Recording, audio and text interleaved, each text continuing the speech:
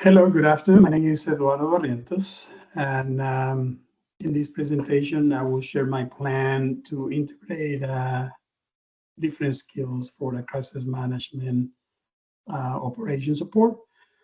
In this case, I will use a sample of providing support to the oil and gas industry services company that I work for in the Middle East during the active regional war that we're currently presenting.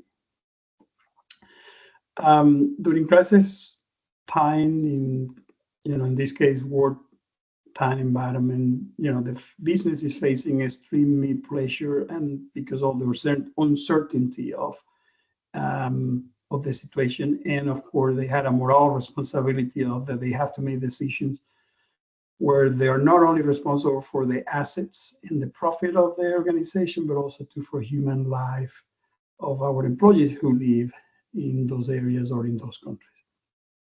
Right. So, crisis management theory in this class had taught us that basically the leadership during crisis depends on the preparation, right, and the clear roles and responsibilities, communication that they have to have, and the value-based decision that they have to make.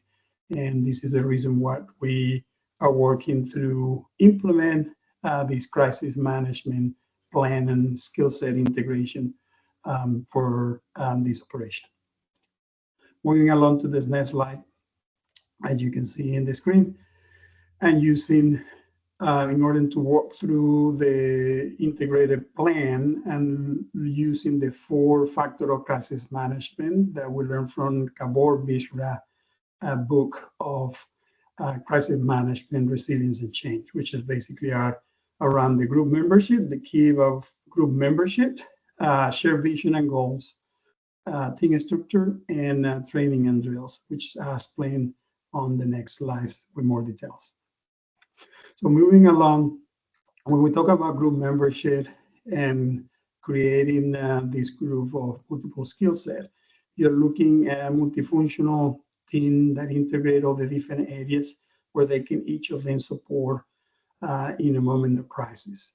In this case, we're looking into what the local teams that we have created in order to support each other from an operation point of view for all the different functions.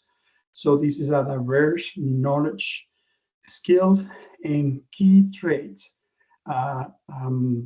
People that are basically they're able to make decisions under pressure, and they take the leadership role when it's needed based on the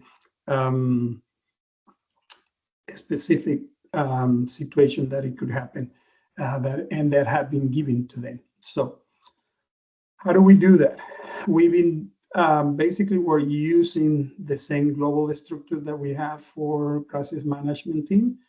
In the case that we had a global team and we had regional team and we had the local team, and this is in order to provide shared vision and goal, but at the same time making sure that they also can collaborate and have specific goals. So I'm going to be focused on the local level or in country team, which is this structure integrated, similar, all the skills that you saw from the different groups on the previous slide, but making sure that they're now they have clear authority to make decisions within that group, that are able to coordinate between each other, and they had a disciplined communication between them to allow in the decentralization model. What do I mean with that? We wanted to making sure that while they're provide still support to their regular structure organization, like for example, in my case, we had IT group local, they report to the regional IT leaders and the global IT leaders, finance does the same, legal does the same. We want in this case of making sure that we allow the centralization for them to make decisions and for them to be able to use all the local assets and the ability of the services that they have, while in the same time they can leverage use when it's needed, the global structure or global integration, but they are able to meet on a daily basis to making sure understand what's the current situation, what happened, how do we collaborate, and what actions do we need to take. So moving along to the next slide, it will give you an example of the structure, basically, where, like I said, even though that they communicate to the different functions, now this group report to the local operation leader, who have the full responsibility of the business, the financial and the assets of the local in country.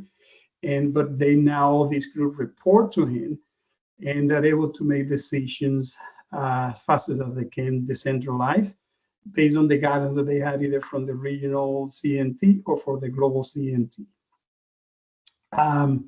One example of collaboration, it is basically if they had a HSNE situation, health and safety situation, that able to proceed and support the employees locally without having any dependency on talking with anyone else. But at the same time, also too, in the case that they are not available, as you can see on this slide, that they're able to collaborate and work with the 24/7 team organization in case that they need additional support.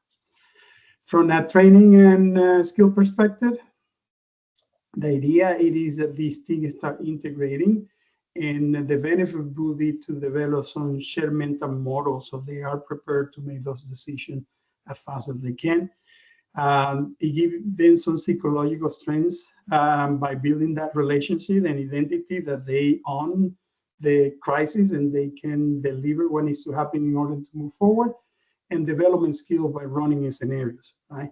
We're doing scenarios where basically we're looking into, okay, if it happened today, what do they need from each other? How do they collaborate? One quick example that we did a few days ago, we shut down the whole power for one of the offices to looking into what services from an IT perspective, which I represent in my case, or my local leader represent from an IT perspective. And they were able to look in that the generator fell.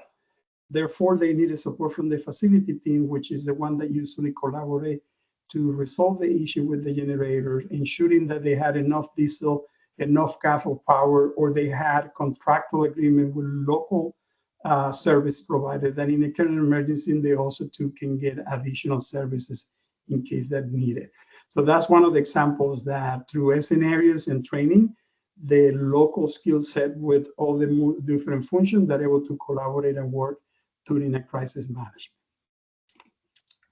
Finally, to close the presentation, and as you can see, and using, apologize, I moved forward.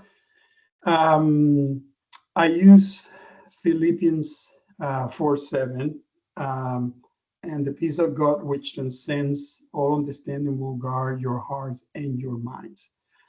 I use it in this specific case for this Unit 7 because of the current war situation. However, I think the main things that from a crisis management perspective as a Christian, it is that even during crisis time, our responsibility as a leader is protecting employees, is a moral obligation, and acting ethical when we make those decisions. So it's going to be very important that we implement a crisis team, but this is not about a technical response to a disruption or only to the business, right? It is a value-driven leadership commitment that we're protecting life, protecting our people, protecting our employees, at the same time that we're sustaining operation. Thank you so much.